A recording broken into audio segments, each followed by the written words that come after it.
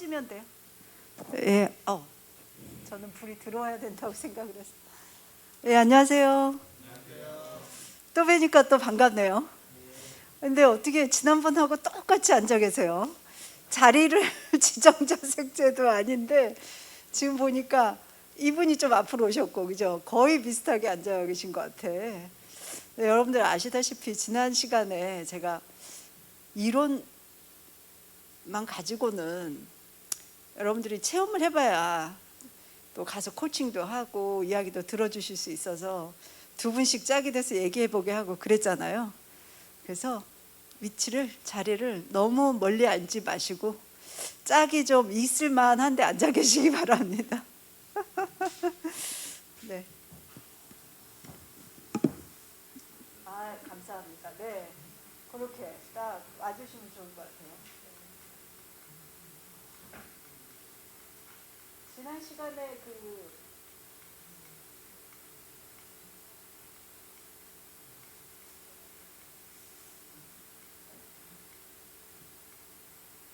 기억나는 거 경청 기억나시죠? 경청. 네? 또 뭐 기억나신 게 뭐가 있어요?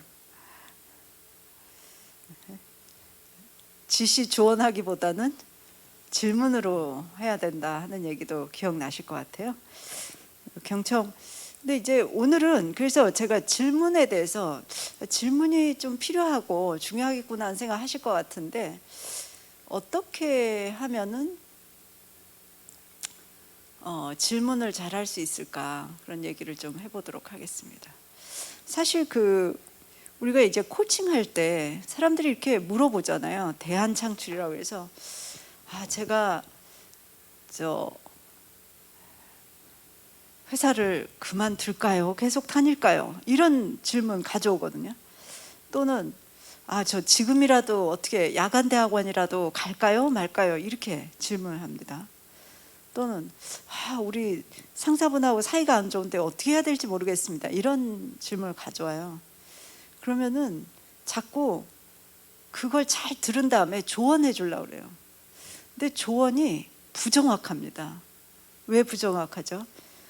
일반론에 그치니까 그 사람 상황이 딱 맞지가 않아요. 그래서 제가 예전에는 후배가 찾아와서 여러분들 마스크 참 다 쓰고 계시니까 저는 좀 벗고 해도 되나요? 후배가 찾아와가지고 지금이라도 야간 대학원 갈까요? 어쩔까요? 이렇게 물어봐요. 그럼 예전에는 제가 어떤 대학원인데 그래서 차 이렇게 알아봐서 그거 좋다 가라. 또는 그건 무리다 가지 마라. 뭐 이런 식으로 얘기했어요. 근데 코칭을 하고 나니까 그렇게 안 합니다. 제가 어떤 질문을 하냐면 그래 한 5년 뒤에 10년 뒤에 어떻게 하고 싶은데? 라고 물어봐요. 뭘 하고 싶은데? 그리고 지금 진짜 고민하는 이유가 뭔데? 고민한다는 거잖아요. 무엇 때문에 제일 고민하는데? 라고 물어보면 얘기하면서 스스로 답을 찾아요. 제가 집에 좀 미안해가지고 그랬는데, 또는 뭐 때문에 돈 때문에 그랬는데 5년 뒤 생각하냐 지금 시작해야 되겠습니다. 스스로 제가 뭐 별로 조언을 안 해도 돼요. 그래서 대안이라는 것도 결국 그렇지 않을까 생각하는데 제가 한 가지 스토리를 들려드릴게요. 제가 한 10년 전에 미국의 컨퍼런스에 이제 갔습니다. 코치들의 컨퍼런스예요. 갔더니 거기는 MCC라고요. 마스터 코치들이 있는데 마스터 코치한테 무료 코칭을 받을 수 있는 기회를 이제 이벤트로 열어놓은 거예요. 마스터 코치라고 하면 그때는 엄청 그런 사람은 어떻게 생겼을까 막 그랬는데 지금은 제가 마스터 코치가 됐습니다. 근데 그때만 해도 이제 떨리고 그래서 한국 분들이 얼마나 빠르고 똑똑하냐면요. 그 컨퍼런스에서 온 사람이 2,000명이에요. 그리고 한국에서 간 사람은 7명이고 그 마스터 코치한테 무료 코칭을 한번 받을 수 있는 기회가 30개 열려 있어요. 30개. 그런데 우리 한국 사람 7명 다 받았습니다. 경쟁력 대단하죠. 그래서 갔어요. 갔더니 제가 만난 분은 미국에서 이제 뉴욕에 사는 이제 나이 드신 할머니 같더라고요. 나이가 꽤 드신 이제 코치님이세요. 일단 만났더니 뭐에 대해서 코칭 받고 싶냐 이렇게 물어보더라고요. 그래서 제가 그 즈음에 제 고민을 털어놨어요. 뭐냐면 제가 그때 직장 다니면서 아들 둘 키우면서 대학원 다니고 또 강의도 하고 뭐 글도 써야 되고 너무너무 바쁘게 지낼 때요. 그래서 제가 뭐라 그랬냐면 제가 너무 여러 가지 역할을 하느라고 진짜 일이 해도 끝이 없고 힘듭니다. 그래서 제가 시간 관리 잘하는 법을 좀 배워보고 싶습니다. 이렇게 얘기를 했어요. 그러더니 제 얘기를 쭉 듣더니 이분이 처음 하는 말이 제가 지금도 잊을 수 없는 질문을 했어요. 뭐라 그러냐면 참 열심히 살고 있는데 당신이 지금 당신이 누구 인생을 살고 있다고 생각하냐라고 물어보더라고요.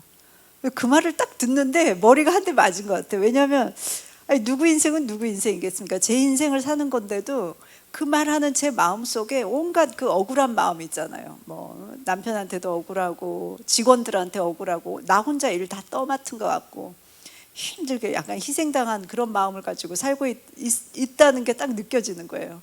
그래서 제가 뭐 제 인생을 살고 있죠라고 이제 하지만 제가 그 중에 뭐 엄마 역할 한다는 거 빼고는 사실 다 제가 선택하는 일인데 선택해서 하면서도 그렇게 불평불만을 마음을 갖고 있었다는 게 깨달아져 가지고 반성하게 됐다 그런 얘기 했는데 근데 이분이 제가 시간 관리를 잘하고 싶다라고 했는데 그러면 시간 관리 어떻게 하시오? 이렇게 코칭 해줄 것 같잖아요.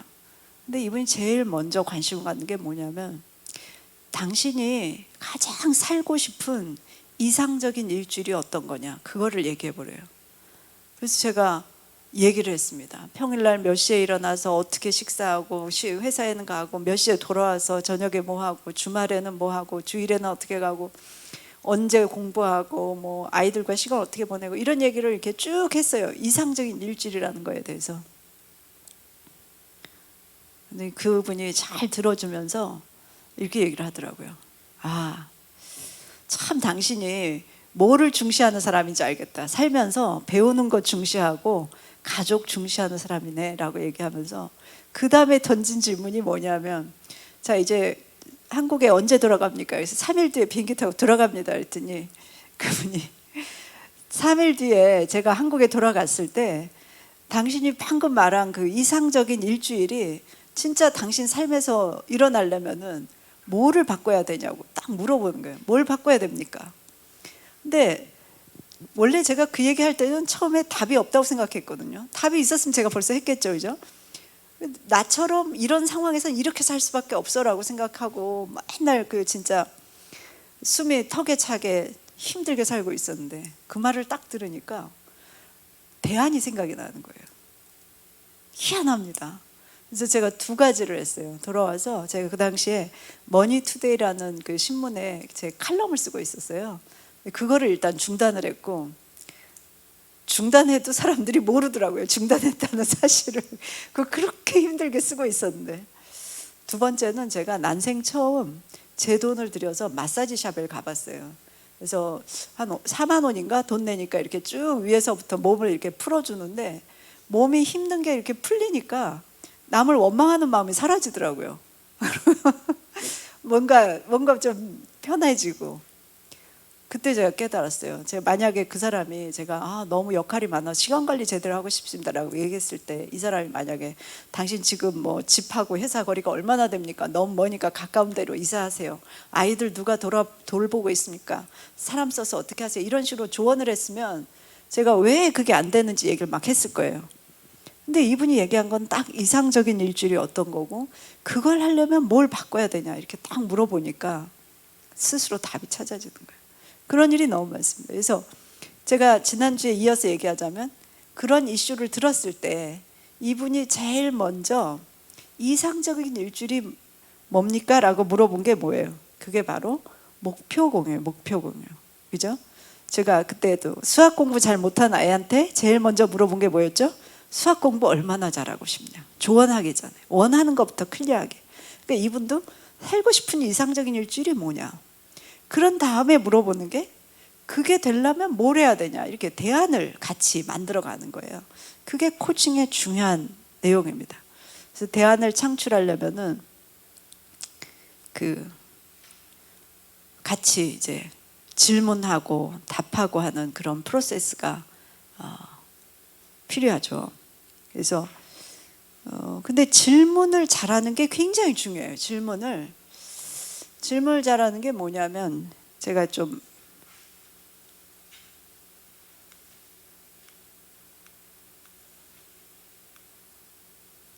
거기 좋은 질문들의 예시를 한번 쭉 써놨는데요. 자, 만약에 우리 그 선생님들이 이런 질문을 받으면 어떠시겠어요? 지난 6개월 동안 스스로 나아졌다고 생각하는 점이 있다면 어떤 게 있습니까? 생각 좀 해보시겠죠, 그죠? 생각해 보면서 뭔가 얘기하실 거예요. 그리고 또 지금의 당신이 있도록 도와줬거나 영향을 끼친 분에 대해서 한번 얘기해 주세요. 어떤 영향을 받았습니까? 그러면 얘기할 거 많으시잖아요. 뭐 부모님 얘기할 수도 있고, 뭐 요즘 당신이 걱정거리 하나를 덜 수 있다면 무엇이면 좋겠습니까? 이런 질문. 또 당신의 가장 큰 장점은 무엇입니까? 당신 권한 내에서 바꾸고 싶은 게 있다면 한 가지가 뭐고, 여기서 일하는 가장 좋은 점이 무엇이고, 팀이 발전하려면 더 필요한 게 무엇입니까? 맨 마지막 질문 어떠세요? 지금까지 이룬 것을 생각할 때 스스로를 어떻게 인정해 주시겠습니까? 자, 이 질문들은 이렇게 쭉 들어봤을 때 어떤 특징이 있는 것 같으세요? 던져주십시오. 여러 가지 특징이 있죠. 네. 네. 맞아요. 상대방의 입장을 얘기하도록, 즉 이야기를 이끌어내는 질문이에요. 이런 질문을 받으면 보통 네, 아니요로 대답하는 게 아니라 자기 생각을 자연스럽게 얘기하게 돼 있습니다. 또 어떤 특징이 있나요?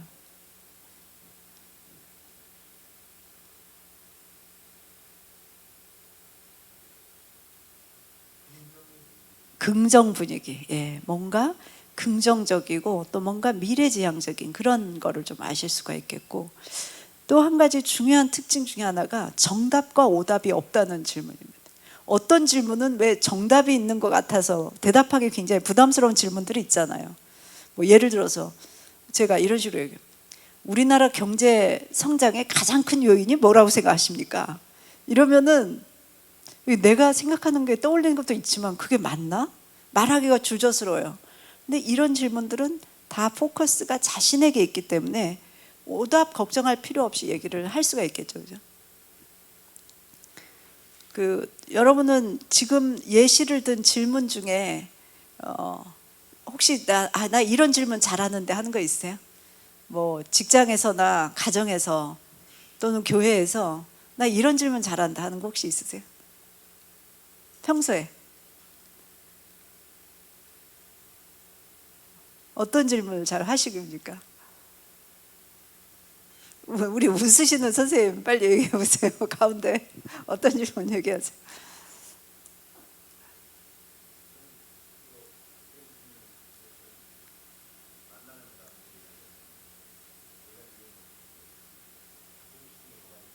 해보고 싶은 게 뭐가 있느냐? 네. 좋아요. 너무 좋은 질문입니다. 앞으로 해보고 싶은 게 뭐가 있느냐? 정답이 없고 미래지향적이고 좋은 질문이에요. 또요. 우리 여성 선생님들 어떤 질문 자주 쓰십니까? 평소에 우리 가운데.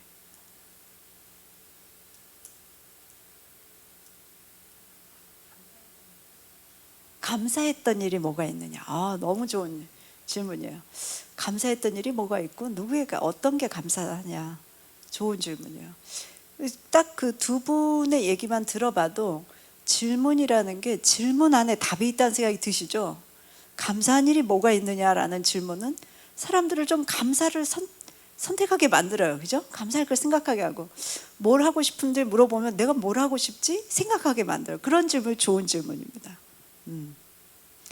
질문을 그래서 프레이밍이라고 그러는데요. 어떤 프레임을 줘요. 질문을 어떤 방향으로 하느냐가 굉장히 중요한 프레임을 만들어줍니다. 예시를 한번 제가 들어보겠는데, 어떤 그 청년들이, 그 유대교 청년들이 논쟁을 했어요. 기도할 때 담배 펴도 되는지를 가지고 논쟁을 했어요. 한 친구는 된다고 그러고 한 친구는 안 된다고 그런 거예요. 그래서 제가 기다려봐, 우리 라삐님한테 가서 물어볼게. 그래서 가서 물어봤습니다. 라삐님, 기도할 때 담배 펴도 됩니까? 안 된다고 그랬어요. 와서 이제 친구가 얘기를 한 거예요. 안 된다, 거봐, 안 된다잖아. 친구가 이랬어요. 그거는 너의 질문이 잘못됐어. 어떻게 잘못됐는데? 나를 봐. 그랬더니 다음 주에 가가지고 라삐님한테 이렇게 물어봤어요. 라삐님, 담배 피고 있는 도중에 기도하고 싶은 생각이 들면 어떻게 해야 됩니까? 라삐가 뭐라고 얘기했을까요? 형제요, 네? 기도란 언제 어느 상황에서도 할 수 있으니까 언제든지 신에게 잘 기도하라고 그랬다는 거예요. 그러니까 담배 피는 거랑 기도하는 거를 동시에 하는 일을 어떻게 프레임하느냐에 따라서 전혀 다른 스토리가 돼버리죠. 그런 것처럼 우리가 질문을 어떻게 하냐, 그렇게 중요한 거예요. 네. 그래서 강력한 질문이라고 얘기합니다. 파워풀한 퀘스천은 뭐냐면 문제를 명확하게 해줘요. 그래서 그렇다고 막 질문이 세고 이런 건 아니에요. 다만 그냥 물어보는 거예요. 뭐 이것저것 이렇게 할까요? 저렇게 할까요? 그러면 진짜 고민하고 있는 게 뭔데? 라는 질문만 해도 본인이 딱 생각을 해보게 해요. 참신한 생각을 하도록 자극하고 새로운 통찰력을 얻게 해주고 좀 가능성을 갖게 해줍니다. 호기심을 유발해주고. 그래서 저는 이제 질문하실 때 몇 가지 요청을 드릴게요. 첫째는 닫힌 질문보다는 열린 질문을 하시라는 거예요. 닫힌 질문은 뭐냐면 예, 아니요로 대답하게 하는 질문이에요. 예, 아니요. 예를 들어서 뭐뭐 얘기하면은 이런 질문. 그거 시도해 보셨어요? 이렇게. 또는 그거 준비하셨어요? 그게 최선입니까? 뭐 이런 질문. 다 예, 아니요로만 대답하게 하는 질문이라 그 사람의 생각을 이끌어내는데 굉장히 어려워요. 근데 아까 우리가 질문 리스트 봤을 때 앞에 선생님이 뭔가 그 사람의 생각을 이끌어내는 것 같다 그랬잖아요. 이끌어내려면 열린 질문을 해야 됩니다. 열린 질문은 예, 아니오가 아니라 그 사람의 생각을 마음껏 펼칠 수 있게 해주는 거. 그래서 어떻게 시도해 보셨나요? 본인 생각은 어떻습니까? 거기에 대해서 아까 예시 잘 좋아요. 감사할 게 뭐가 있습니까? 이런 질문들. 저희가 그 언어 습관을 보면은 굉장히 닫힌 질문을 많이 합니다. 그러니까 뭐 예를 들어서 뭐 이렇게 이거에 대해서 어떻게 생각하십니까? 라고 물어봐야 되는데 뭐뭐 하는 건 생각해 보셨습니까? 이렇게 물어요. 생각해 보셨습니까? 이러면 예, 아니요로 대답하게 되잖아요. 그죠? 그래서 가능하면 열린 질문으로 얘기하시는 습관을 가지시고, 열린 질문을 하면은 딱 보시면 알겠지만 의문사가 들어가요. 무엇을 또는 어떻게 이런 식으로 의문사를 써서 질문하면 좋습니다. 예를 들어서 자녀에게도 너가 어떨 때 공부가 잘 되고 어떨 때 안 되는 것 같아? 라고 질문만 해도 그 친구는 생각해 보겠죠. 어떻게 하면 더 공부에 몰입할 수 있을까? 이렇게 질문을 해야 되는데 보통 뭐라 그래요? 너 그 공부 충분히 했니? 준비 다 됐니? 이렇게 물어본단 말이에요.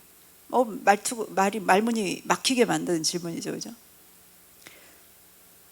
그 질문을 잘해가지고 성공하신 분들이 있어요. 저는 이제 삼성의 이제 부사장님이셨다가 사장 되신 분인데 이런 얘기를 들었습니다. 그때는 이건희 회장이 살아계실 때인데 이건희 회장님이 뭐 사장들이야 자주 보니까 부사장급들을 이제 그룹으로 불러서 식사를 하면서 간담회 같은 걸 하신대요. 근데 그러면은 부사장님들이 식사를 거의 안 한답니다. 그 앞에서 막 후루룩 쩝쩝하기가 진짜 거의 밥은 안 먹는데 이건희 회장님이 좀 무섭잖아요. 무섭다기보단 그 카리스마가 넘치잖아요. 입을 꾹 다물고 눈을 딱 쏘아보면서 이렇게 질문하면은 알던 것도 다 잊어버리고 머릿속이 하얘진다는 거예요. 그런데 그 질문 뭐 할 거 있으면 하라고. 그래도 그 상황에서 다 어려우니까 누가 질문하겠어요. 근데 이분이 질문을 이런 걸 했어요. 회장님은 회사에 자주 나와보시지를 않는데 어떻게 그렇게 현장 상황을 잘 파악하고 계십니까? 비결이 어떤 게 있습니까? 딱 이렇게 물어본 거예요. 어떠세요?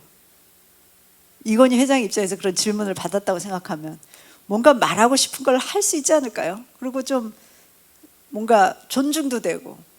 두 번째 질문 이거였어요. 회장님도 어려울 때 있으셨을 텐데 가장 어려울 때 어떤 때였고 그걸 어떻게 극복하셨습니까? 라는 질문이었어요. 그것도 역시 그 부사장님들 앞에서 이 회장님이 뭔가를 교훈을 주고 싶은 얘기를 할 수 있게 만들어준 질문이에요.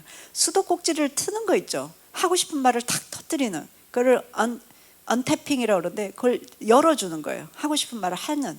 그래서 여러분들이 처음 만났을 때 또는 뭐 이 교회에서 이제 공동체에서도 그렇고 좀 어색한 사람 만나면은 그 사람이 자연스럽게 자기에게 할 수 있는 질문들이 있으셔야 돼요. 그런 질문들이 이런 거예요. 지금까지 뭐 제일 뭐 영향을 미친 사람들이 어떤 사람이셨어요? 뭐라든지 또 지금 하시는 일에 참 좋은 점은 어떤 게 있습니까? 라든지. 그러니까 특별히 사람들이 그 궁지에 몰린 느낌 없이 긍정적으로 얘기할 수 있는 질문들이죠. 또 한 가지 그 사업하는데도 그 영향을 받은 분 봤는데 이분은 이제 원래 자원개발 쪽에 있었어요. 대기업의 자원개발 담당인데 저쪽 남미 쪽에 이제 광산주 이런 사람들하고 이제 뭐 협상을 하는 거예요. 근데 이 협상이라는 게 완전히 우리가 좀 더 이익을 가져오려면 그들이 이익을 포기해야 되고 이런 완전 트레이드 오프 관계라고 그러는데 그런 제로성 관계다 보니까 팽팽하게 타결이 안 되는 거예요. 그거를 2년 동안 끌고 있는데 또 출장을 갔대요. 근데 마음으로부터 자기가 내려놨다는 거야. 가서 또 막 주장하고 뭐 하는 걸 하지 말자. 결론은 뻔한데. 그래서 밥을 대접하길래 먹으면서 좀 개인적인 접근을 해봐야 되겠다. 그래서 그 광산주 거부죠. 남미에서는 엄청난 거부인데 이런 질문을 해봤다는 거예요. 그 대표님은 많은 걸 이루셨는데 자녀들이 어떻게 자라길 바라십니까? 자녀들이 어떤 성인이 되기를 기대하고 계십니까? 이게 물어봤다는 거예요. 그러니까 그분이 뭐 우리 만국 공통의 자녀 교육 걱정은 만국 공통 아니에요. 애들이 뭐 몇 명인데 이러고 저러고 얘기를 막 털어놓은 거예요. 그러니까 또 이분이 그러면은 그 아이들에게 진짜 좋은 교육 투자 많이 하는데 아이들하고 생각은 좀 다른데 그럴 때 어떤 게 좀 도움이 될 수 있겠습니까? 혹시 제가 도와드릴 게 있다면 어떤 게 있습니까? 이런 식으로 물어본 거예요. 3시간을 밥을 먹었대요. 그러면서 3시간 밥을 3시간 먹고 나서 타결. 그쪽에서 약간 양보해줘가지고 이 삼성에 큰 승리를 안겨준 거예요. 사람들이 어떻게 2년 동안 교착 상태에 있던 걸 한 방에 풀었냐고 이분 보고 얘기하는데 이분은 그러는 거예요. 솔직히 인간적으로 다가가서 그 사람의 어려움도 공감해주고 한 것밖에 없다. 제가 참 그 얘기를 뭐 모든 사람이 그럴 수는 없겠지만 좋은 질문이라는 게 그런 효과가 있어요. 그래서 항상 그 사람에게 얘기를 해보면 좋을 것 같아요. 부정적인 질문은 실수하면 안 되지 않습니까? 라든지 뭐 목표 달성이 어렵다는 거예요. 너 왜 맨날 지각해? 뭐 이런 식의 질문이 부정 질문이에요. 긍정 질문은 뭐냐? 그런 부정 질문이 아니고 왜 맨날 지각하냐가 아니라 뭐라고 물어봐야 돼요. 어떻게 하면 제 시간에 올 수 있겠니? 어떻게 하면 일찍 갈 수 있겠니? 이렇게 물어야 돼요. 지각이라는 말 자체가 어때요? 부정적인. 지각이라는 말을 쓰는 것보다는 제 시간에 더 일찍 나타나게 이렇게 가야 됩니다. 그게 프레이밍이죠, 그죠? 어떤 프레임으로 얘기하느냐예요. 그래서 부정적인 것보다는 긍정적인 질문을 하시고요. 또 하나는 너무 유도적인 질문을 하면은 거부감이 듭니다. 유도적인 질문이란 뭐냐? 내 안에 답이 딱 있어요. 그 답을 유도하는 질문입니다. 예를 들어서 팀장님한테 임원이 이렇게 물어보면 팀이 어쩌고 저쩌고 이렇게 팀장이 얘기하니까 당신 지금 너무 팀 분위기에 휘둘리는 거 아닙니까? 이렇게 얘기를 했어요. 질문이지만 뭐예요? 당신은 팀 분위기에 휘둘리고 있다라는 얘기잖아요. 그거보다는 중립적으로 하려면 어떻게 해야 되냐면 팀원들의 의견을 어떻게 생각합니까? 팀원들의 의견에 대해서 팀장으로서는 어떻게 해야 된다고 생각합니까? 이 정도가 중립적인 거예요. 또 안 되면은 예전 방법을 써서라도 뭐 성과 올려야 되는 거 아닙니까? 이 질문 어때요? 그렇게 하라는 뜻이죠, 그죠? 그게 아니라 지금 상황에서 쓸 수 있는 좋은 방법은 뭐가 있을까요? 이렇게 한 다음에 예전 방법 써서 올리는 거는 나중에 제가 더해줘도 돼요. 그러니까 처음부터 그 질문을 대안을 딱 하나로만 얘기하면 그거에서 멈춰버립니다. 그리고 책임 추궁 질문은 피하셔야 돼요. 왜 이렇게 됐냐? 왜 이거밖에 못하냐? 특히 비교 있죠. 비교하는 질문. 아, 지금 몇 년 차인데 이렇습니까? 옆에 누구는 어떤데 이 부서는 왜 이렇습니까? 이런 질문은 사기를 저하시켜버려요. 사람들이 일하고 싶은 그거를 딱 없애버립니다. 그래서 질문할 때 여러분들이 기억하실 건 뭐 몇 가지죠. 첫째는 열린 질문을 하고, 긍정적인 질문을 하고, 중립적으로 하고, 가능성을 추구하는 질문을 하자. 이 질문입니다. 여러분들이 잘 하실 것 같아요. 네. 제가 또 혼자 너무 떠들면 그러니까 그 지난번에 그 경청도 우리 해봤잖아요. 그러니까 실습할 거리를 하나 드리도록 하겠습니다. 아까 제가 드린 그 질문 리스트 있죠. 요것 중에서 하나 그 당신의 가장 큰 장점은 무엇입니까? 라는 질문인데 요것만 좀 질문하면은 또 떡 단답형으로 끝나버려요. 그래서 제가 이런 질문을 드려보겠습니다. 지금까지 지내면서 자부심을 느꼈던 순간에 대해서 내가 일하면서든 가족 생활에서든 교회에서든 자부심을 느꼈던 경험에 대해서 물어봐 주세요. 언제 자부심을 느꼈고 그때 어떤 일들이 있었습니까? 그리고 그때 당신의 어떤 장점이 잘 발휘됐습니까? 두 가지 질문이에요. 지금까지 지내면서 자부심을 느꼈던 순간은 어떤 때였고 그때 무슨 일이 있었느냐? 두 번째는 그때 당신의 어떤 장점이 발휘되었습니까? 라는 질문인데요. 이거는 한번 두 분씩 짝이 돼서 해보도록 하겠습니다. 우리 두 분. 여기는 앞뒤로 두 분 해야 되나요? 네. 조금 앞으로 중간에 있는 분이 앞으로 오셔서 네네 두 분씩. 자, 두 분 중에서 먼저 질문하실 분은 머리카락이 짧은 분. 먼저 질문해 보세요. 두 가지 질문. 그리고 머리카락이 긴 분이 대답하는 거예요. 언제 내가 자부심을 느꼈고 그때 강점이 어떻게 발휘됐는지. 한 사람당 한 3분은 이상 걸립니다. 4분 정도. 4분씩 얘기해주고 그 다음에 역할 바꿔서 또 똑같은 질문하고 들어주시는 거예요. 그런데 들으실 때 어떻게 들으셔야 되죠? 지난주 배웠죠? 적극적 경청. 그냥 내 딴 생각하면서 듣지 말고 그 사람한테 공감해주고 그 사람이 지금 무슨 얘기하는지 주의 집중하고 머리는 약간 기울이고 아이 컨택도 한 번씩 하시면서 잘 들어보세요. 이 사람의 새로운 면모를 여러분들 발견할 수 있을 겁니다. 자, 4분 동안 한번 인터뷰 해보시기 바랍니다. 4분 지나면 제가 얘기해 드릴게요.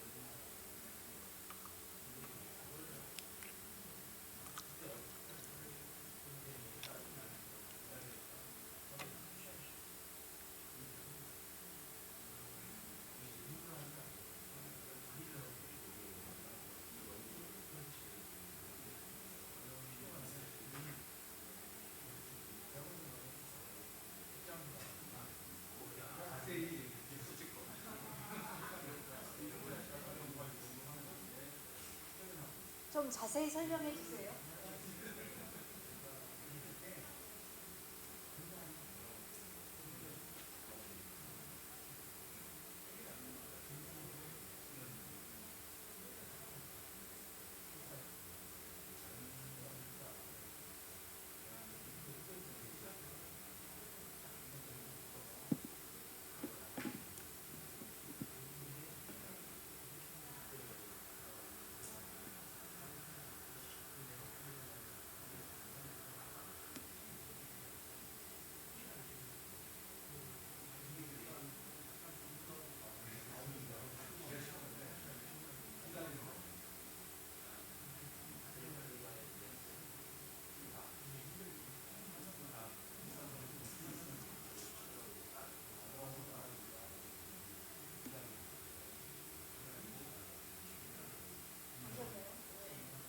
저기 지금 오신 선생님은 옆에 좀 들으십시오. 그냥 무슨 얘기 하시는지 좀 들어주십시오.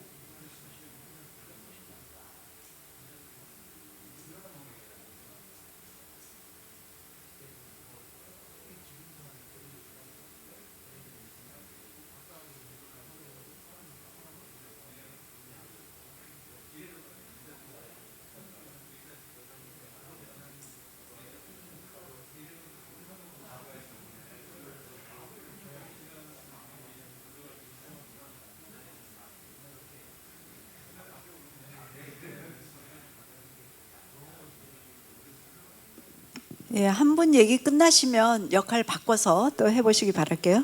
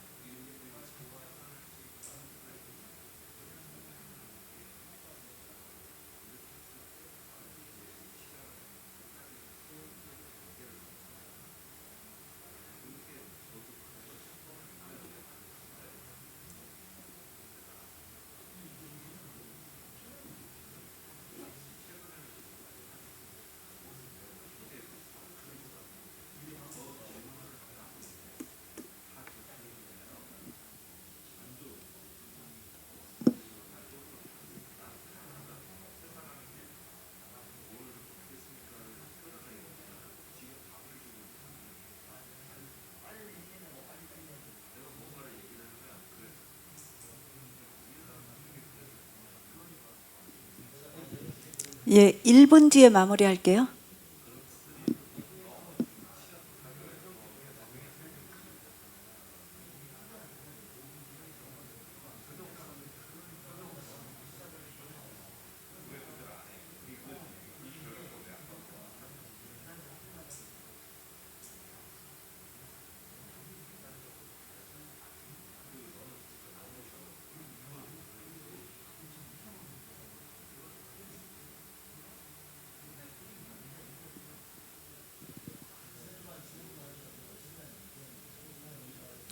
예, 감사합니다. 거기까지 할게요. 파트너를 위해서 박수 한번 보내주세요. 예.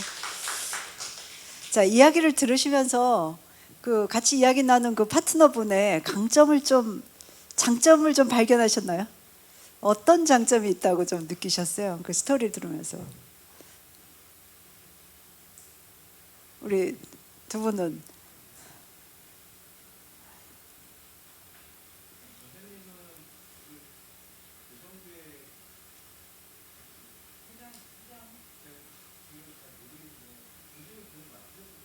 네.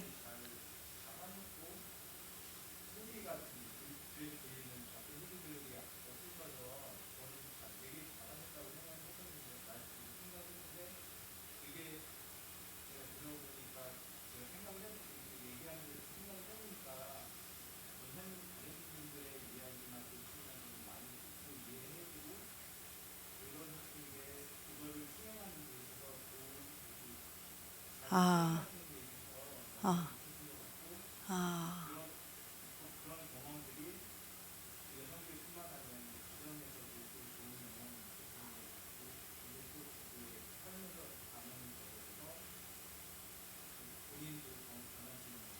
네. 다른 사람을 배려해주고 잘 들어주고 하는 게 딱 배어 계신 분이시다는 책임감. 예, 좋습니다. 우리 선생님은 어떤 장점을 발견하셨어요? 파트너의.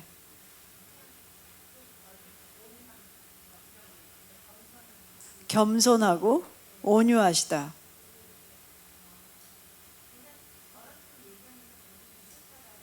비슷한 나와 그게 공감대가 있으셨나요? 좋습니다. 네. 우리 앞에 두 분은 어떤 걸 서로 발견하셨어요? 파트너의 장점. 예? 예. 아, 두 분이 부부세요? 아니, 여기서 와서도 또 짝을 하신 거예요? 잘하셨네요. 어떤 강점을 발견하셨어요? 네? 안 됩니다. 겸손하느라고 얘기하신 거죠? 네. 한 가지만 얘기하신다면.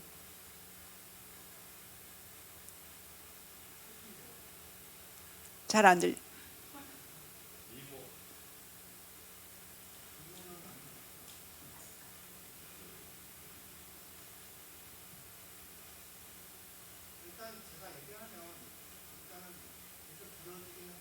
네. 잘 들어주시고.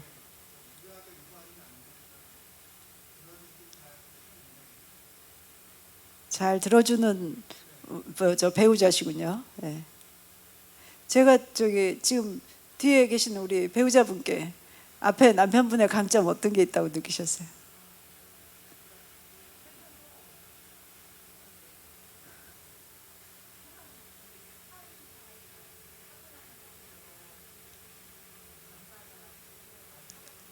네.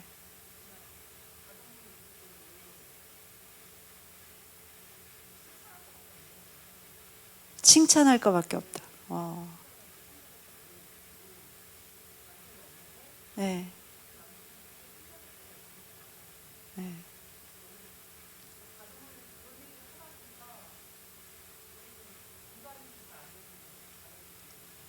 네.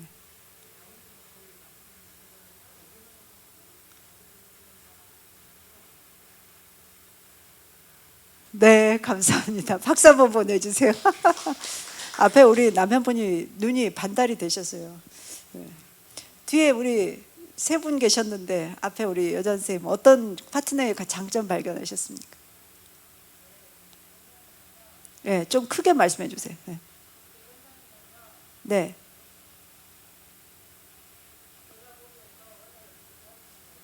네.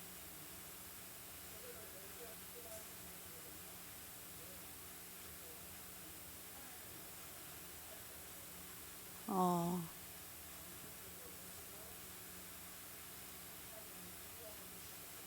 네. 뭔가 되게 신실한 분으로 얘기해 주신 것 같습니다. 제가 세부적인 얘기가 잘 안 들려요. 죄송하고.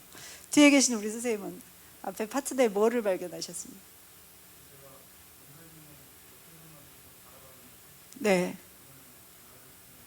예. 예.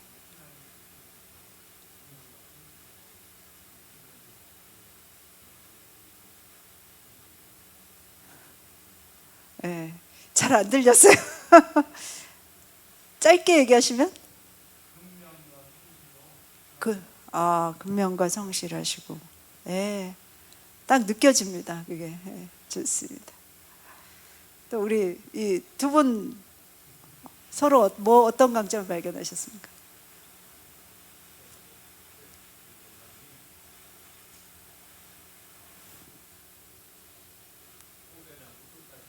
예. 끝까지 포기하지 않고 목표를 이루는 분이다.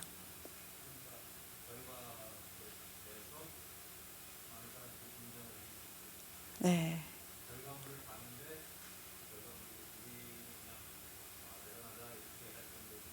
네. 네. 또 반드시 결과를 이루는 분이다. 인정을 받는. 자, 우리 선생님은 어떤 걸 발견하셨습니까? 네. 네.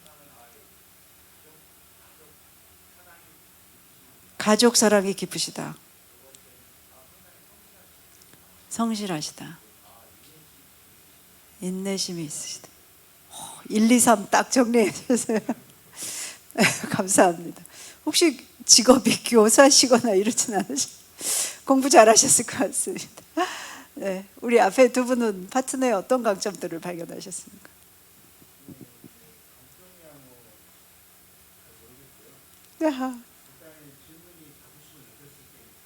네, 네, 네, 네, 네.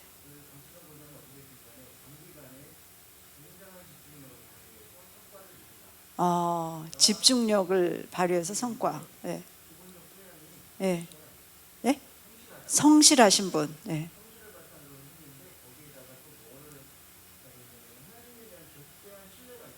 하나님 믿고. 네.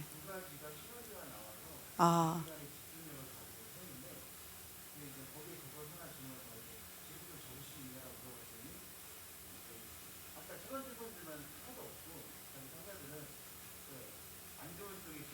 네네. 좀 힘든 상황이시긴 하지만 집중력을 발휘해서 잘 해나가고 계시네요. 네, 네, 알겠습니다. 또 우리 선생님, 네,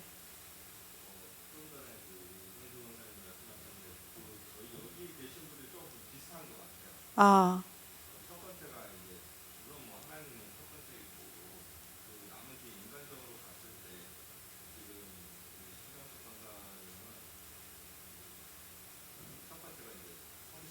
성실, 예,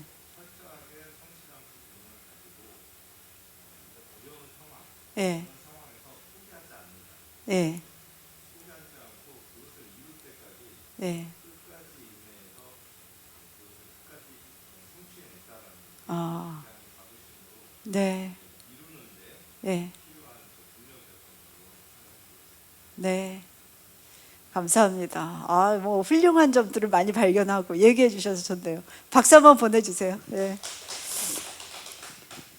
짧은 대화였지만 어떤 자부심을 가졌던 순간에 대해서 이야기해 보면 그분의 강점을 좀 보게 돼요. 발견하게 됩니다. 그래서 이런 스토리를 많이 얘기해야 됩니다. 제가 지난 시간에 그 얘기 드렸잖아요. 자녀들이 자신감을 갖기를 바라면 자신감을 가지라고 윽박질러선 안 된다. 역효과 난다 그랬잖아요. 그 대신 질문해야 될 게 그런 거예요. 지금까지 살면서 자부심을 느꼈던 순간이 언제가 있냐 물어보면, 저는 제가 국민대학교 경영대학에 있는데 경영대학 학부 들어오는 학생들이요, 공부 사실 잘해야 들어오거든요. 2등급, 평균 2등급인데도 들어오면 기분이 다 안 좋아합니다. 왜 안 좋냐?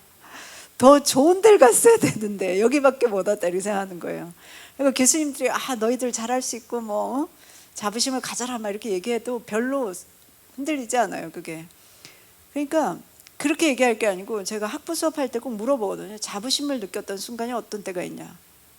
20살짜리들이잖아요. 다 있습니다. 다. 뭐 자기 고3 때 어떻게 공부해봤네, 또 어머니 아프셔가지고 자기가 어떤 일을 해봤다, 또 군대 갔다 온 애들은 군대 가서 이런 일을 어떻게 자기가 극복했다, 다 있어요. 그래서 그 스토리들 있지 않습니까? 자기가 겪은 자부심을 가졌던 순간들에 대해서 되새기고, 내가 그런 걸 할 수 있었던 사람이야 라는 것만 해도 그걸 자원이라고 그러는데, 내적 자원을 가지고 현재의 어려움을 극복하는 데 굉장히 도움이 돼요.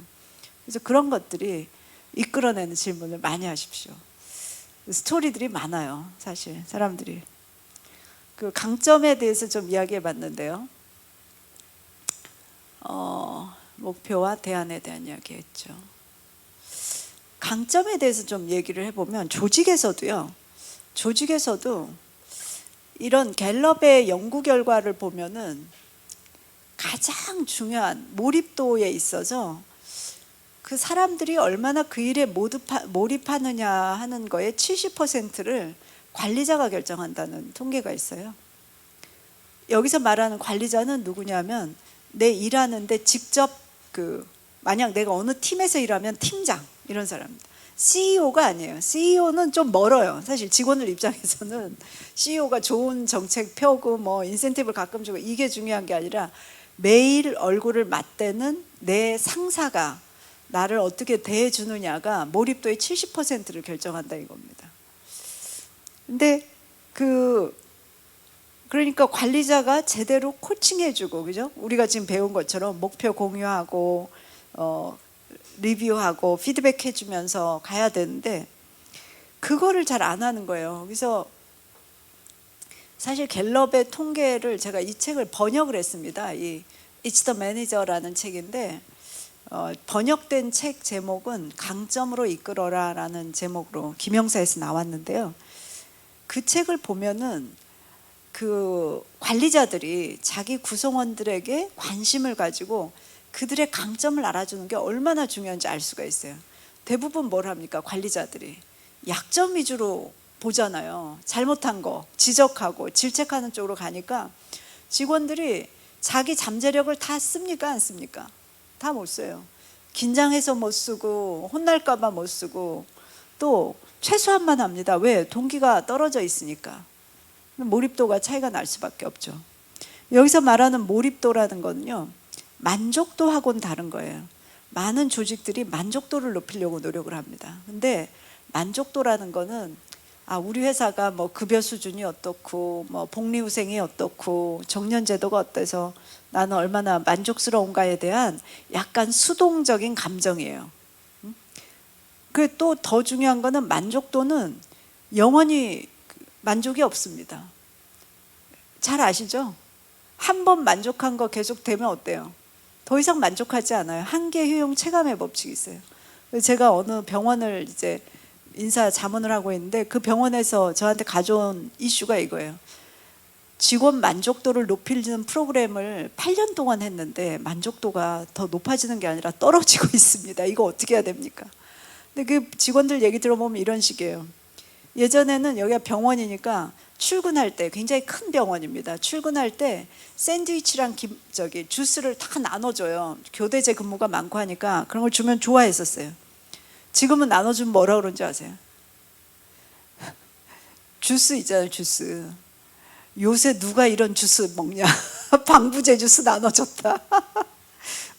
더 좋은 고급 주스를 줘야지, 이게 뭐냐 이러면서 오히려 게시판에 불만을 올려요. 그리고 부서별로 팀워크를 더 강화하라고 부서별로 그 관람 공연이나 스포츠 관람 숫자에 맞게 나눠주면은, 예전에는 굉장히 좋아했었어요. 지금은 나눠주면 뭐라 그러는지 아세요?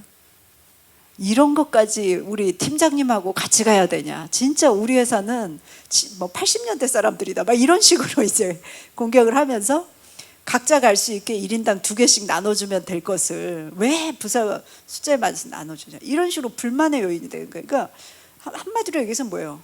만족시키려고 하는 거는 끝이 없다. 그리고 조직 관리의 목표를 만족을 위해서 하는 것보다는 몰입도를 높이는 게 저는 중요하다 이렇게 생각을 해요. 그럼 몰입도는 뭐냐면요, 몰입도라는 게 막 시간 가는 줄 모르고 몰입하고 이런 것까지는 아닙니다. 그러니까 몰입이라는 말이 조금 번역이 인게이지먼트라는 표현인데, 그거는 몰입도라기보단 일에 대한 주인의식 같은 거예요. 여러분들도 이 교회에 대해서 주인의식을 가지시죠? 인게이지먼트, 그게 몰입이에요. 그러니까 예를 들어서 나 가도 그만 안 가도 그만 이런 몰입도가 없는 거예요. 근데 나는 안 가면은 안 돼. 가서 내가 해야 될 일이 있어. 가서 나는 책임이 있어. 거기서 뭐 어느 부서는 나의 작품이야 하는 그거 있죠. 주인의식. 그게 몰입도예요. 그러니까 조직도 그렇고 모든 조직들이 몰입도를 얼마나 높이느냐에 성패가 달려 있어요, 사실은. 근데 그 몰입도와 관련해 가지고 제가 이제 좀 말씀을 드리면, 몰입도와 관련해서는 구성원들의 태도가 3가지입니다. 첫 번째, 몰입된 사람들이 있어요. 몰입된, 그죠? 일에 대한 주인의식을 가져요. 그러니까 몰입된 사람들은 어떻게 합니까? 노력 더 합니다. 그리고 일에 대해서 감정적인 애착이 있어가지고 시키지 않아도 막 끝까지 더 노력해요. 그리고 비몰입된 사람들이 있어요. 비몰입, not engaged라고 그러는데, 비몰입된 사람은 어떤 사람이냐? 왔다 갔다는 하는데 그렇게까지 열과성은 다하지 않는 사람들이에요. 그죠? 그런 사람들이 있습니다. 그러니까 이 사람들은 생산성은 없어요. 그냥 시키는 것만 수동적으로 하고 있는 사람들이에요. 근데 3번째 사람들이 있어요. 3번째는 누구냐? 적극적 비몰입이 있어요. 적극적 비몰입.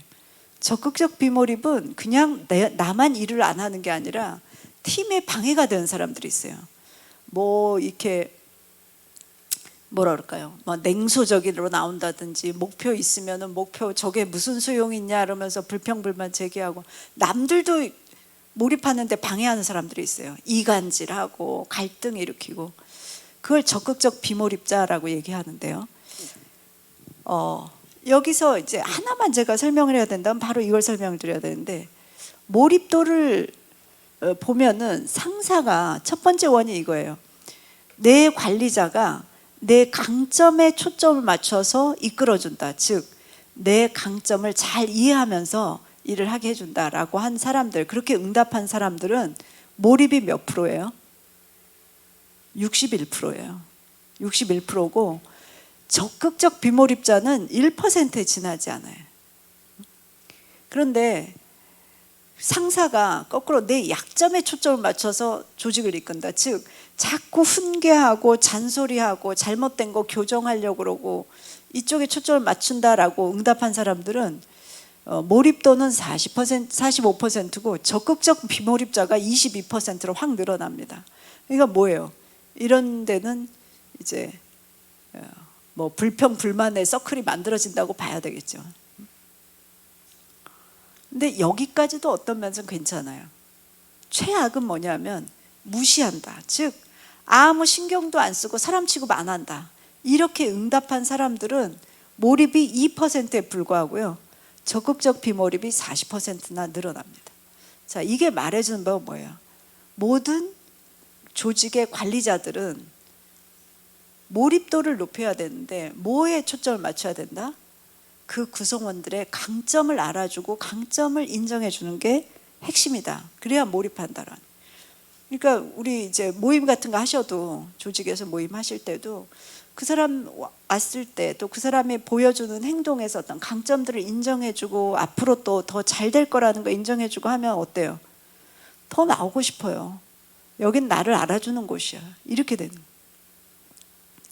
그래서 이런 그 면에서 비유를 하자면 이렇게 얘기했어요. 몰입은 우리가 그 단체 조정 경기를 한다고 생각을 해보세요. 조정 경기를 하면 있는 힘껏 노를 젓는 사람들 있어요. 이 사람들 몰입. 비몰입은 뭐겠어요? 자기 자리에 앉아는 있어요. 그러나 별로 힘을 안 실어. 젖는 척만 하는 사람들 비몰입이에요. 적극적 비몰입자는 어떤 사람일까요? 네? 노를 잃어버리거나, 그러니까 아예 놓쳐버리거나, 또는 노를 거꾸로 젓고 밑에서 안 나가게 그런 사람들이 있어요. 제가 실제 그 국가대표 조정 경기 한 사람한테 이 얘기 비유를 물어봤더니 그분이 그러더라고요. 6명 그 게임이 있고 12명 게임이 있고 뭐 수명 게임이 있는데 그 한 명이라도 힘을 좀 빼잖아요. 노졌는데 금방 안 되는 거예요. 전력을 다해서 지어야 되기 때문에 저 세 번째 좌열에 누가 좀 안 지었다. 금방 안 되는 거예요. 그 정도로 몰입해서 일이 이루어진다. 그래서 조직도 몰입도라는 게 굉장히 중요합니다. 그래서 만족시키는 것도 중요하지만 몰입도를 높이려면 어떻게 해야 되냐. 우선 강점 알아주고요. 두 번째는 친밀감. 그리고 우리 코칭에서 배운 그대로예요. 그 사람의 목표 같은 거, 목표를 좀 분명히 해주고 친밀감을 갖고 이런 것들이 몰입도를 높이는 데 굉장히 중요합니다. 그래서 조직에서 보면은요, 매니저, 자기 관리자와 목표를 함께 세운 사람은 몰입도가 그렇지 않은 사람보다 4배나 높다. 그러니까 우리 조직의 현실이 어떠냐면 목표라는 건 위에서 떨어진다 이렇게 생각을 해요. 나는 한 번도 목표에 관여해 본 적이 없어요. 이러면은 몰입도 떨어진다는 거예요. 그런데 상사와 함께 내 목표, 내가 올해 한 해 동안 어떤 거를 목표로 이뤄야 될지에 대해서 의논한 사람은 전체의 30%에 지나지 않는다. 피드백도 별로 없다 이런 거죠. 그래서 우리가 이제 그런 조직을 이끌어가는 데 있어서 리더가 왜 코칭을 해야 되냐. 바로 우리가 스마트가 뭐였죠? S가 share the goal이었잖아요. 목표를 같이 얘기하는 거예요.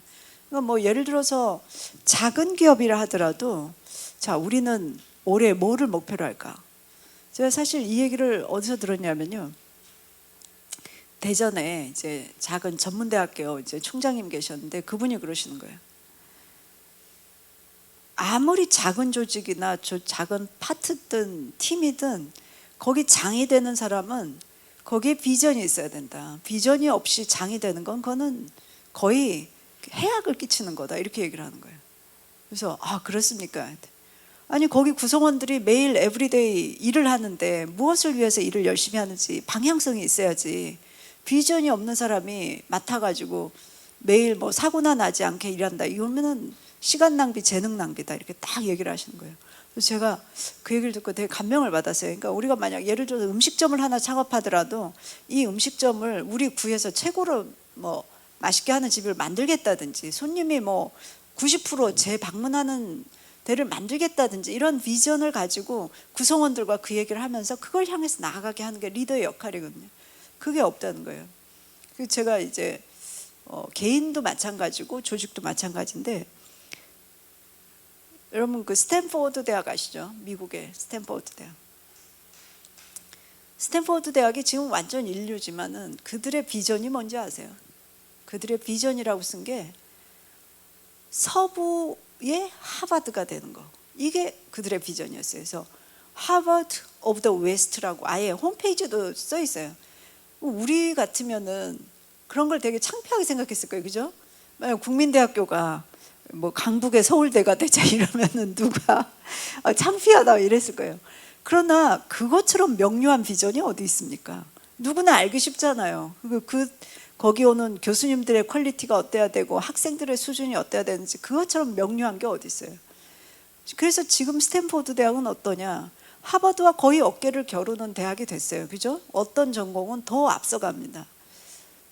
그런 비전, 목표를 공유하는 게 리더의 굉장히 중요한 역할이에요.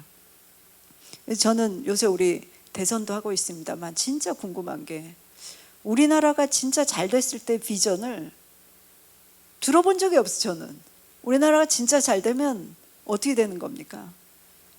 싱가포르처럼 되는 것을 비전으로 삼고 있는지 뭐 스웨덴이나 핀란드를 모델로 삼고 있는지 알 수가 없어요. 온 국민이 내게 우리가 갈 곳은 이것입니다. 뭐 통일을 해야 된다는 정도는 다 얘기하고 있지만은 그런 비전을 가지고 통합시켜야 돼요, 국민을. 모든 조직이 그렇습니다. 우리가 어떤 조직이 될 것인가. 개인 차원은 어떨까요? 개인도 마찬가지예요. 저는 저희 학부생들 얘기했습니다만 학부생들에게 제 하는 수업이 있어요. 3, 4학년 학생들 수업인데 리더십 가르치는 과목에서 제가 학기 초에 질문을 합니다. 나에게 있어서 성공이란 무엇인가를 정의를 내려보도록 해요. 학부 학생들이 뭐라고 자신의 성공을 정의할 것 같습니까? 진짜 웃깁니다. 애들이 쓴 성공의 정의, 그 과제거든요. 간단하게 써서 다 제출하도록 하면은 돈 얘기가 많아요. 돈 얘기. 옛날에 우리가 학교 다닐 때는 그러지 않았거든요. 가난했지만은 막 돈 얘기 그렇게 많이 안 썼던 것 같은데 지금 애들의 그 성공의 정의에 보면 돈에 대한 얘기가 꼭 나옵니다. 근데 돈도 엄청난 부가 아니에요. 뭐 그 평범함, 이게 얘네들이 성공의 정의인 경우가 진짜 많아요. 그래서 진짜 깜짝 놀라요. 평범한 가정, 평범한 직장에서 평범하게 살고 싶다. 이게 많아요. 그리고 뭐 결혼해서 자기 집 마련하고 자녀를 키워서 자녀와 소주 한잔 할 수 있으면 그게 성공이다. 이런 사람도 있고, 이런 학생도 있고, 월 300이라고 쓴 사람도 있고. 그래서 제가 얘기를 했어요. 월 300, 아니 기왕에 돈을 목표로 할 거면 좀 센 돈을 하지. 응? 월 300이 뭐냐 그랬더니 학생이 뭐라 그런지 아세요? 저보고 교수님이 현실을 모른다고 저보고 월 300 죽을 때까지 받을 수 있으면 그거야말로 성공의 한 삶입니다. 막 이렇게 얘기를 해서 다 웃고 그랬거든요. 그러니까 그런 식으로 현실적인 얘기를 해요. 그러면 제가 또 다른 사람들이 만들어 놓은 성공의 정의를 알려줍니다. 그러니까 내 인생을 성공적으로 살려면은 나에게 있어서 성공이란 무엇인가가 정립이 돼 있어야 되잖아요. 그래서 이제 몇 사람들의 그 성공 정의를 알려줘요. 처칠 같은 사람은 이렇게 정의를 했어요.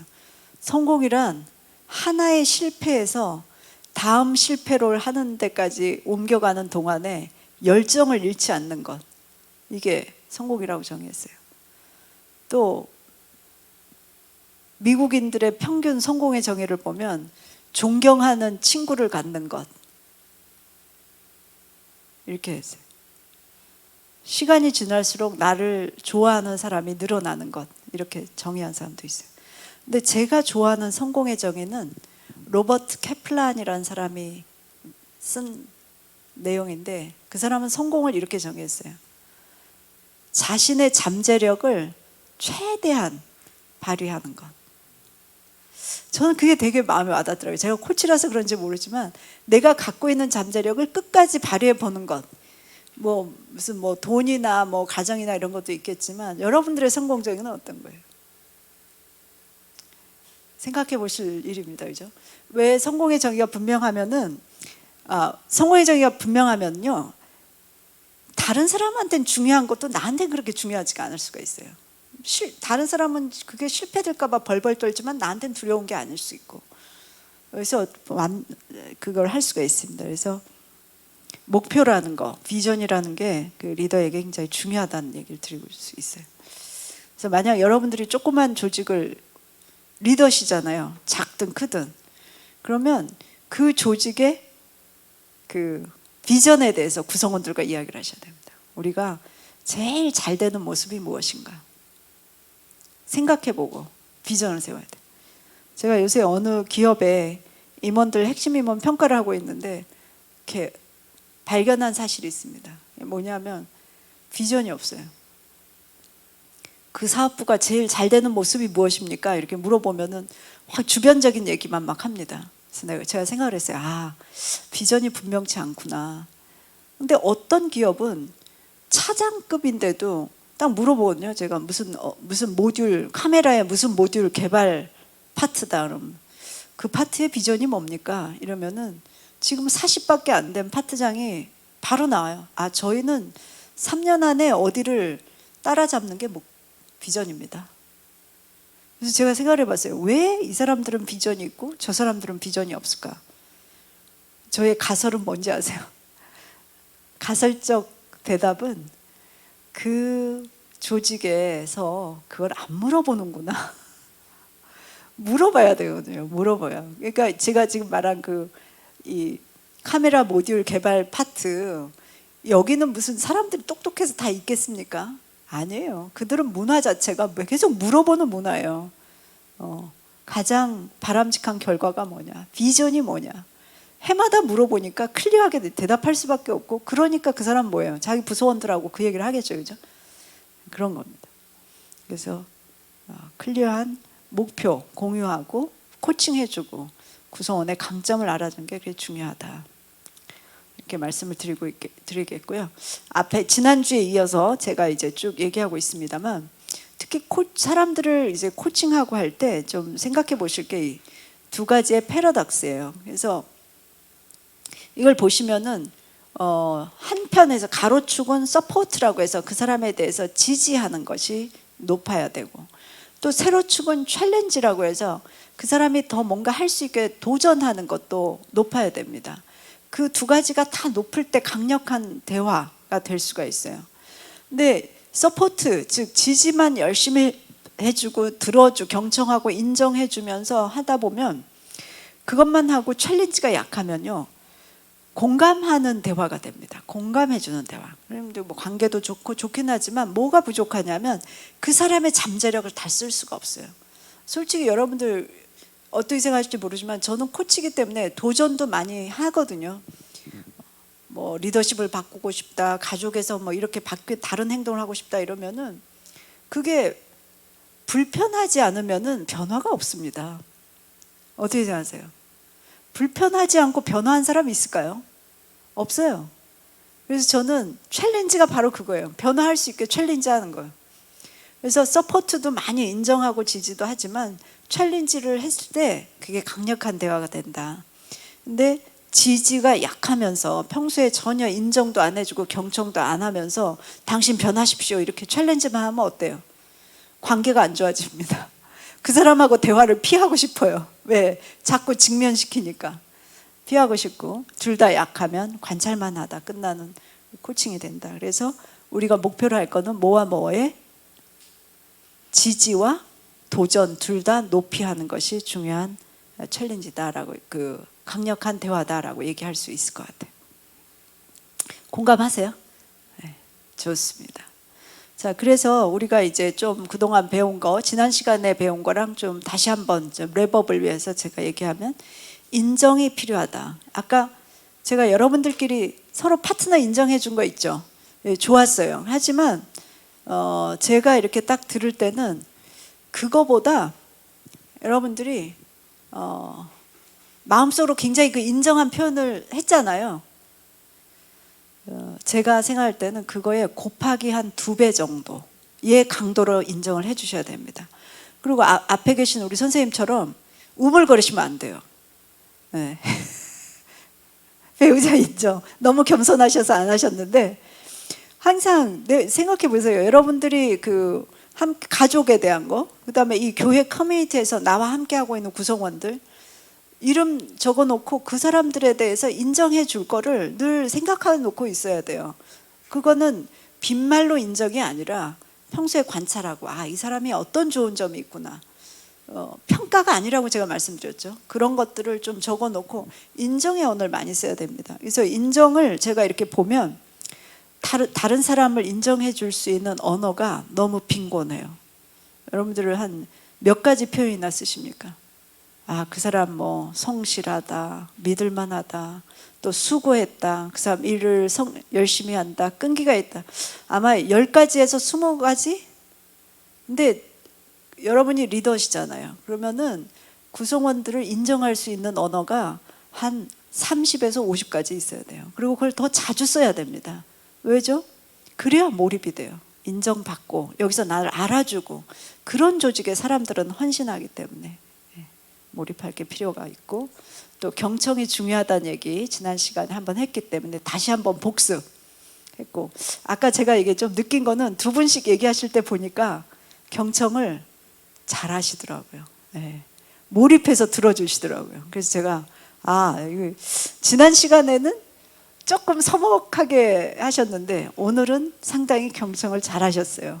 그래서 이것도 역시 할수록 느는 기술이다라고 저는 생각을 하고 있습니다. 그래서 경청하고 인정, 그죠? 그다음에 또 질문, 오늘 다룬 질문에 대해서 또 요약을 다시 했고요. 피드백, 이제 그 사람에게 뭔가 당신이 어떤 좋은 점이 있고 어떤 점을 좀 보완해야 될 것 같아 라고 피드백을 해줘야 된다. 그러면 피드백할 때도요, 이렇게 생각을 하십시오. 우리가 어떤 사람이 달리기를 하는데 기록을 재줘야 되잖아요. 기록 재야 자기가 얼마나 늘었는지 알 수가 있잖아요. 그런 것과 같은 게 피드백입니다. 어떤 점을 잘했고 더 잘하려면 어떻게 하는 게 좋겠고, 이게 피드백에 대한 거예요. 그래서 피드백을 너무 인격적으로 당신은 성격이 너무 소심해서 문제야, 이런 식으로 얘기하면 안 됩니다. 우리가 원하는 행동, 역량에 대해서 좀 코멘트를 해주는 거예요. 예를 들어서 너무 소심합니다 이렇게 얘기하는 게 아니라 뭐예요? 의견을 더 활발하게 얘기해 주셨으면 좋겠습니다 라든지, 또 어떤 시간 관리 이런 것들 더 잘하면 좋겠습니다, 이런 얘기들이 필요하지, 남을 함부로 판단하는 대화는 피드백이 아니라 뭐예요? 비판이 돼버립니다. 그래서 진짜 주의해야 되고요. 만약 그 사람에게 피드백해야 되는 일이 있다면 제일 먼저 안전해야 돼요. 어떤 얘기든 할 수 있는 심리적 안전이라고 얘기하는데요. 그래서 비난하거나 책임 전가는 절대 안 됩니다. 특히 이때는 일이 안 됐을 때, 뭔가 일이 틀어졌고 문제가 생겼을 때 제일 안 좋은 리더들이 하는 행동이 책임 전가예요. 그거 내가 안 된다고 했잖아, 이런 식으로. 그거 그때 내가 주의하라고 했는데, 이런 식의 얘기는 정말 도움이 안 되거든요. 그다음에 구체적인 행동에 대해서 얘기를 아까 제가 말씀드린 대로 하고, 피드백이라는 거는 1대1로 직접 전달해야 되지 남들 앞에서 얘기하는 거 굉장히 안 좋습니다. 인격적으로 너무 헐트가 돼요. 그래서 우리 한국 사람들은요, 그런 말 있죠. 배 고픈 건 참아도 배 아픈 건 못 참는다, 이런 말이 있는데, 그거보다 더 심한 게 있어요. 모멸감을 준 사람을 절대 못 잊습니다. 특히 남들 앞에서, 예를 들어서 내 가족이 보는 앞에서, 내 후배들이 보는 앞에서 나에 대해서 뭔가 얘기하는 거는 모멸감을 줘서 절대 그 사람이 아무리 건설적인 얘기를 해도 들어오질 않아요. 그래서 중립적인 언어로 얘기하고 직접적으로 1대1로 얘기하는 게 좋습니다. 그래서 우리가 코칭 하실 때, 코칭 우리가 좀 얘기했지만 항상 사람들과 대화할 때 정말 이 대화를 내가 뭘 얻기 위해서 하지? 나는 이 사람을 어떻게 보고 있지? 얼마나 내가 인정하고 이런 관계 맺은 거를 감사하게 생각했지? 하지라고 하고, 내가 이 리더로서 어떻게 도움을 주려고 하는지 생각해 보시고, 내가 얼마나 진정성 있게 대하는지, 이런 것들 생각하면서 구성원들과 관계를 맺으면은 충분히 좋은 코칭을 할 수 있을 거라고 생각이 들어요. 그리고 아이스 브레이킹이라고 그런 대화를 할 때 너무 그냥 본론을 확 들어가지 마시고 좋은 질문들을 하면서, 우리 아까 질문 배웠습니다만 지난주에 우리가 처음에 뭐부터 나눴죠? 최근에 굿뉴스 어떤 게 있었습니까? 이 얘기부터 나누면서 아이스 브레이킹 했잖아요. 똑같아요. 여러분들도 모임 회합할 때는 시작할 때는 무조건 좀 긍정적인 분위기에서, 그래서 굿뉴스 나누거나 또 이야기를 자르지 않고 충분히 들으면서 충분히 경청하시고, 듣는 것과 말하는 거의 비중을 한 7대3 이러면 너무 많이 들어주는 거죠, 그죠?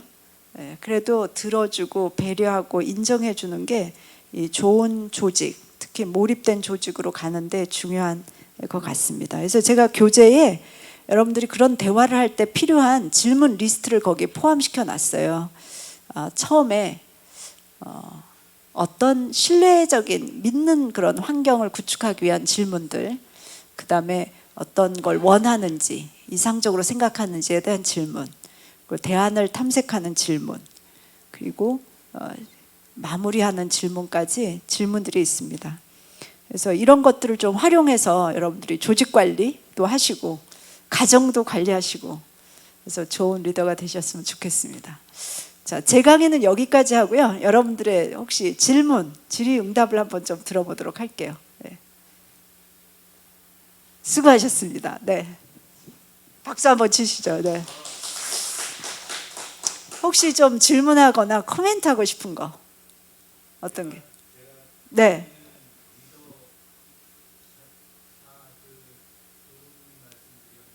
네.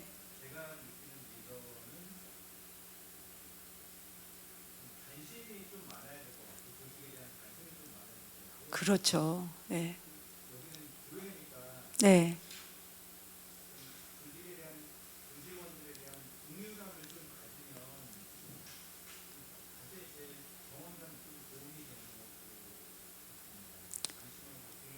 공유람.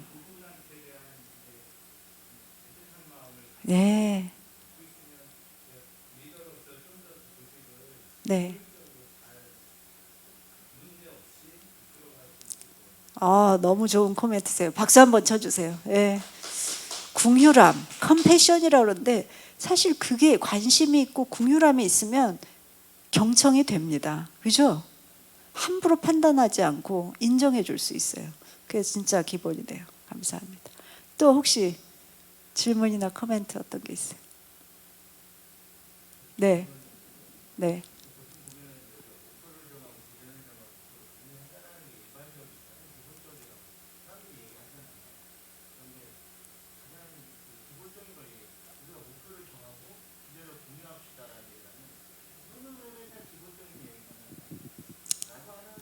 어.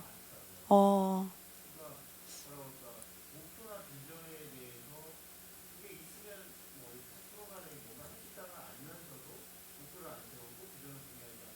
음.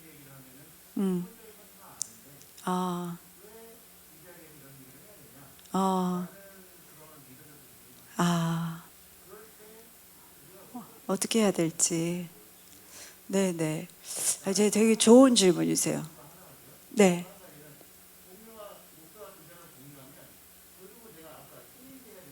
네. 네. 네네. 좋습니다. 그러니까 목표나 비전이라는 거에 대해서 너무 형식화 생각하시는 분들이 있어요. 그거는 뭐 구호 같은 거다. 근데 사실은 목표나 비전은 구성원들하고 같이 공유할 때 힘이 있는 거잖아요. 그러니까 그것도 역시 같이 어떤 공동체면 제일 우리가 편안하고 서로 오고 싶은 공동체가 될까? 이런 질문도 너무 좋아요. 그런 질문하면서 사람들이 얘기하는 것들이 있지 않습니까? 그런 것들 같이 이끌어내고 만들어보고 하나로 표현해보고 이런 것들이 다 비전을 세우는 작업입니다. 그러니까 목표가 꼭 숫자로도 있을 수도 있겠지만 숫자가 아닌 것도 괜찮아요. 그럼 항상 우리가 지금 그런 공동체로 잘 가고 있나? 이런 거를 검토해 볼 수가 있어요. 그래서 구성원들의 아이디어를 생각을 조금 더 이끌어내면서 그 현실과 너무 유리되지 않게 하면은 좋겠다라는 생각을 드리고요.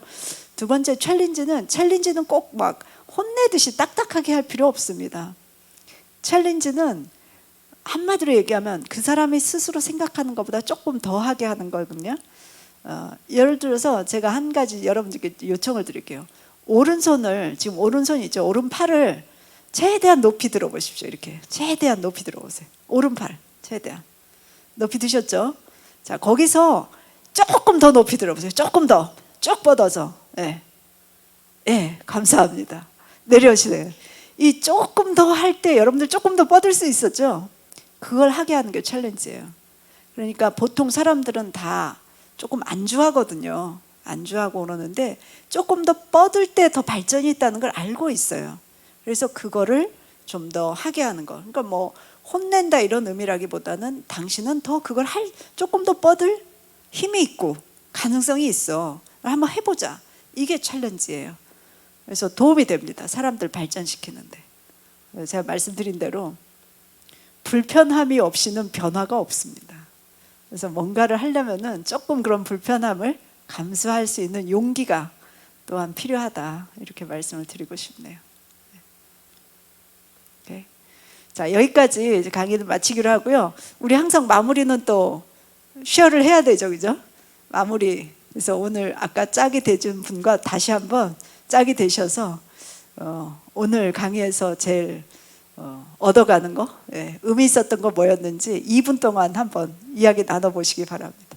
지난주와 이번 주에까지 중요한 거, 예, 2분 드릴게요. 또 파트너로부터 배우게 됩니다. 얘기하면서.